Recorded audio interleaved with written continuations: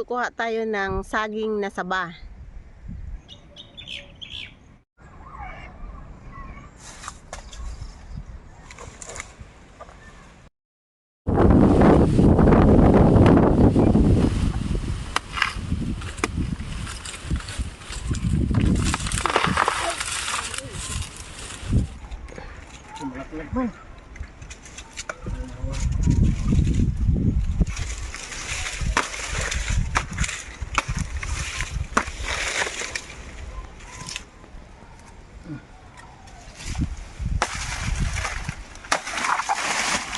Ayan, malalaki na mga kasisters yung ating saging na saba.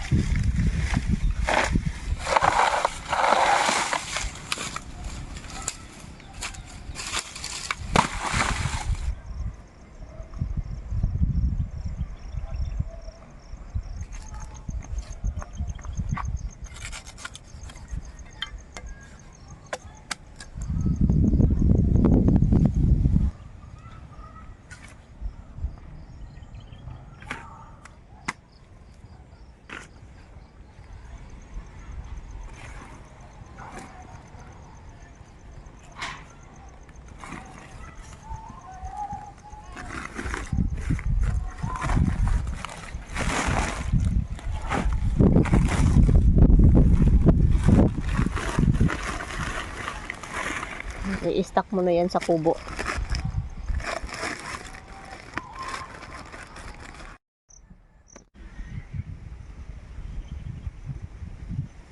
So ayan mga kasisters, magandang hapon sa inyo. Hapon dito sa amin. Kaya hapon yung bati ko sa inyo. Good morning at magandang hapon sa inyo. So for today's video mga kasisters, dahil hinog na yung ating saba na saging, so magluluto ako ng merienda para sa mga pamangkin. Ayan, mga pamangkin ang kakain. Yun, tamang tama kasi lalabas sila ng school, may pang merienda sila. So ayan, napakarami tayong saba ngayon na hinog na. Yan, malalaki at healthy pa. Yun. Sariling tanim mga kasisters. May kasabihan na kapag may itinanim ay may anihin. So, ang luto ko dito mga kasisters ay banana Q. Yan, kasi request ng kalahatan is banana Q. Dahil sa mahal dito ng saging sa amin, ay halos bira din kami makatikim ng banana Q. So, talagang pinasadya akong pinahinog to para gagawin lang naming banana Q. Yan. Sobrang mahal ang saging dito sa amin mga sister, kahit sabihin pa na probinsya. Ang kilo ng ang kilo ng saging na hinog dito sa amin is parang 60 na ang kilo. So sa isang kilo parang may 4 or 5 piraso lang yung isang kilo. Yan. Mahal na yun sa amin ang 60. Dahil sa probinsya ay wala namang araw-araw na income lagi. So kaya ayan, kung may lupa lang naman ay libreng magtanim. Siyempre makakaani ka talaga. So luto na ako mga sisters.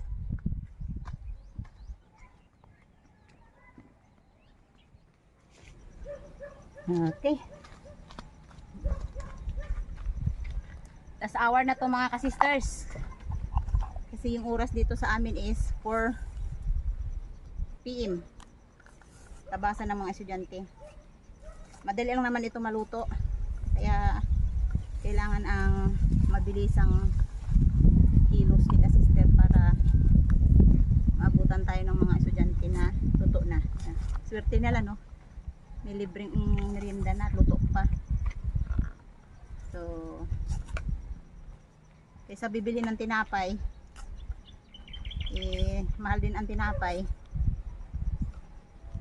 parang ano pa, hindi, kaiba naman ang lasa nito mga sisters kapag ito yung merienda mo.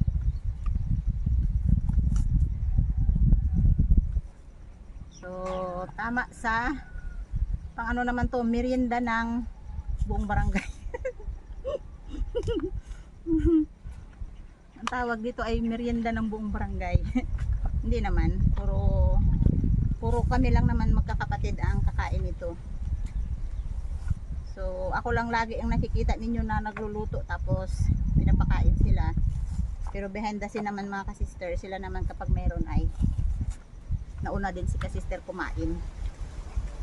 Dito ko na pinahinog yung saging sa bahay kubo ko mga ka-sisters. Kasi pag doon ko pinahinog dun sa bahay ko sa baba, hindi maabutan to ng ilang araw ubos. Kasi pag yun na lang lagi nakikita mo, hindi ka makaiwas na hindi mo kakainin o lalagain na hilaw pa lang. Yan. Kaya nakapahinog tayo ng marami-rami.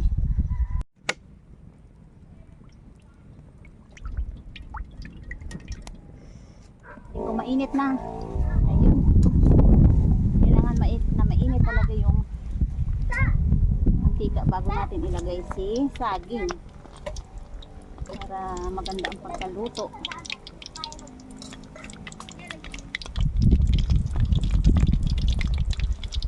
Yan, dito tayo nagluto sa bukid dahil ang kahoy dito ay libre. Mahirap na magdala ng kahoy dun sa baba. Yan. Yan, lagyan natin ng asukal sa gitna.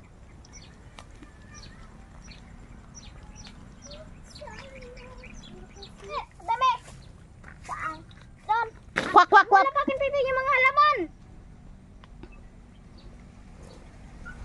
Ito ang ginagawa niyo sa pato. Okay. Ah, pakain? No.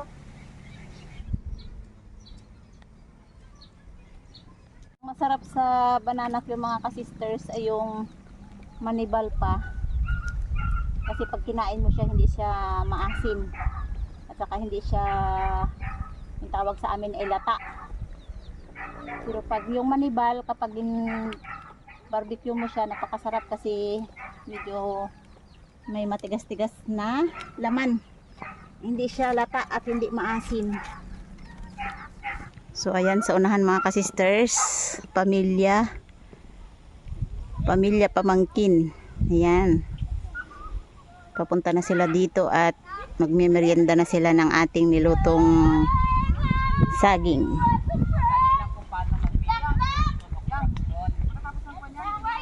Siyempre hindi mawawala si kananay. Ayan, tuwang-tuwa sila mga ka-sister pagpunta dito sa maliit na garden natin kasi minsan lang sila makakapunta at maliwalas talaga dito, malamig. Ay, mga ka-sister! Ito na yung ating videographer para makapagluto tayo ng mas maayos. Hila buni. Pagkain. Okay. Sila whitey. Oh, masusunog na yung luto ko.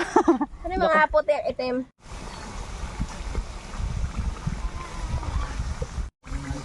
Yan, hindi siya masyadong kumapit yung asukal.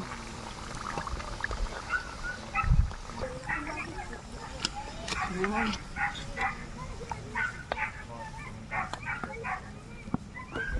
Yung asukal sa lalim. Okay lang yan. Ganun din yan. Kailangan kasi malakas talaga ito niya. Ay, sorry.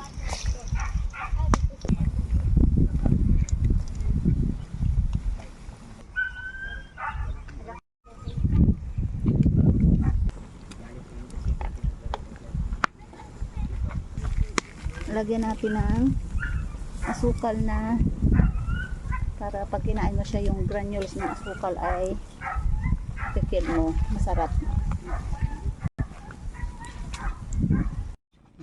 Kailangan natin tuhugin para masarap siya kainin.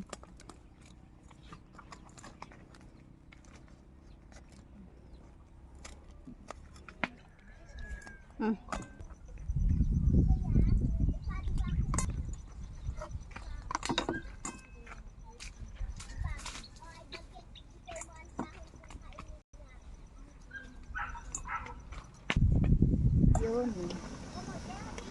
Namumuro na siya sa asukal.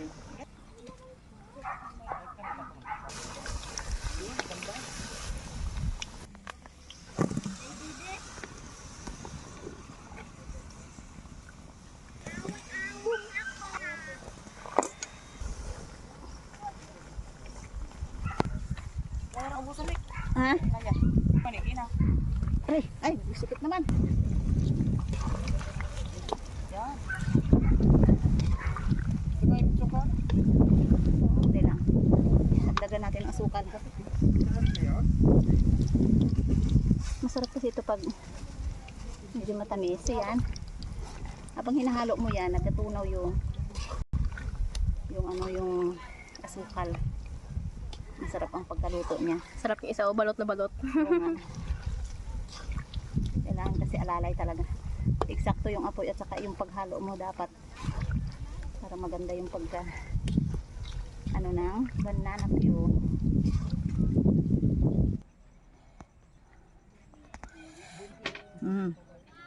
Katuhog ni ka mister. Ganyan na rin. Siguro dahil matitos yung ano. Malinis naman yung banana trunk, alam mo naman.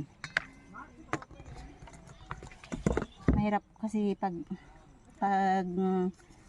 yan oh. Pag nagluto ka ng ganito na wala kang katulong, pwede naman. Kaso lang ay may minsan talaga na medyo mahirap dahil kapag Natuyo yung ano. natuyo yung asukal katulad yan o nagdikit sa ganyan, hirap na siya. Pero kung may katulong ka, madali lang yan. At saka kahoy yung gamit natin, mahirap talaga magluto sa kahoy.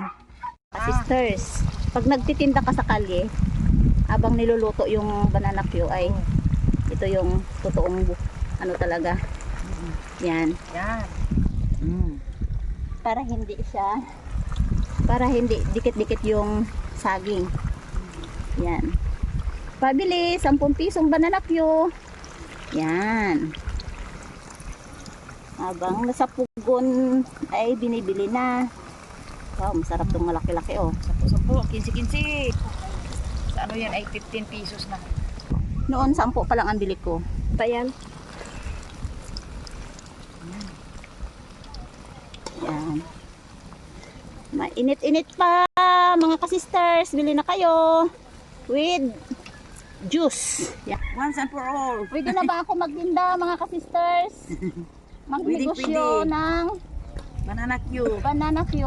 Ito yung perfect na pagkaluto oh. Pare-parehas. Kailangan mo muna mag-ano. Kailangan mo munang mag-exercise. Yan. Talaga naman mukhang asukal ka na. Akin yan mga kasister. Oh. Yun. Yan ang perfect. Yan. Yung hindi ang dating. Okay. Uy, ang baso kanya sobra kaliit. Ano to? Parang nag-inom ka lang ng ano to? Ayan, tita. Pang ice cream yata to eh. Pang ice cream. Diyos ko. Wow. Yan. Ano ba yan? Mahal ngayon. Okay yan.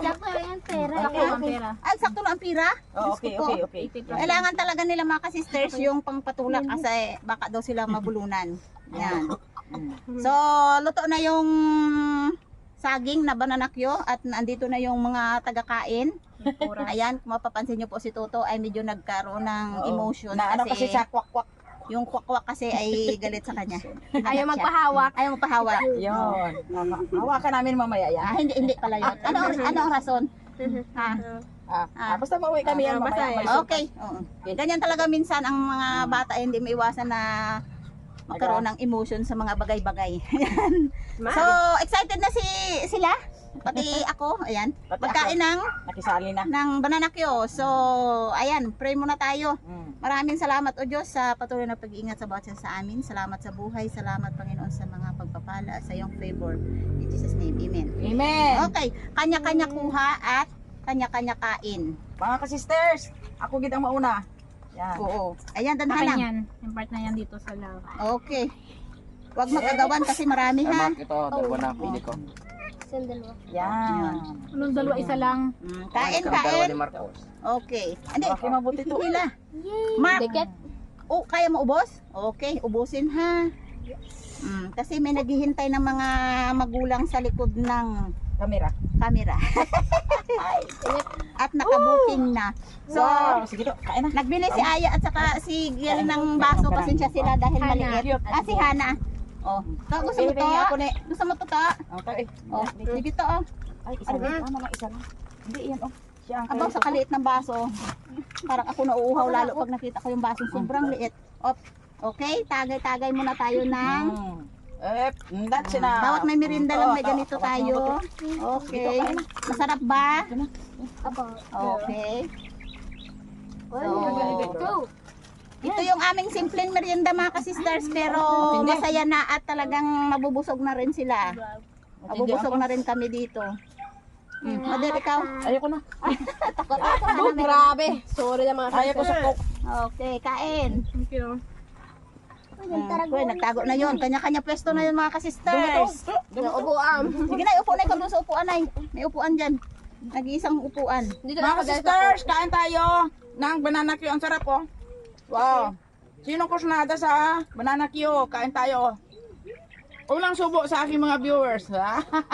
Shout out pala sa kay Ma'am Nining yung pumunta sa amin dito year Yun. 2024. Tubong ano yon siya, Mindanao. Kasama Ma'am Nining, oh, ito pa ang kwano. si Sir Dudong. Dahil minsan nagbakasyon si Ma'am Nining dito sa amin ay pinaluto niya ako ng banana Q na talagang paborito niya. So ingat po Ma'am Nining at Sir Dudong. Salamat po sa Sa inyong mga bakasyon trabaho. ninyo dito sa amin. Ayan, kay Dr. May at saka kay Sir Rodolfo, maraming salamat po sa pagsuporta din po sa amin. Isa sa mga viewers namin na talagang masugid na tagapagsubaybay at sa iba po naming mga viewers dyan na hindi namin kilala. Ay maraming salamat po sa inyo dahil po sa inyo ay kami ay ganito. Yan, nakapag pakita kami ng aming realidad dito sa probinsya. So, ingat po kayo. Maging ang taga-ibang bansa, ingat po kayo at ang Diyos po ang magpapala sa inyong lahat. So, hanggang dito lang mga ka-sisters kasi nga ang May ano pa ako. Hello po kay Miss Im. Dahil miss na kita. Hindi na kita na ano. Kung saan ka man ngayon, ang Diyos ang magpapala sa iyo. Ingatan ka araw-araw. nagkatago. So, ayan mga ka-sisters, bali nagkanya-kanya na ng upo sa bato yung aming tagakain ng banana Q dahil wala tayong upuan. So, pansamantalang babay po tayo at shout out po sa inyong Bye-bye. lahat. God bless po sa inyong lahat. Maraming salamat Kain sa na, May. pagsubaybay.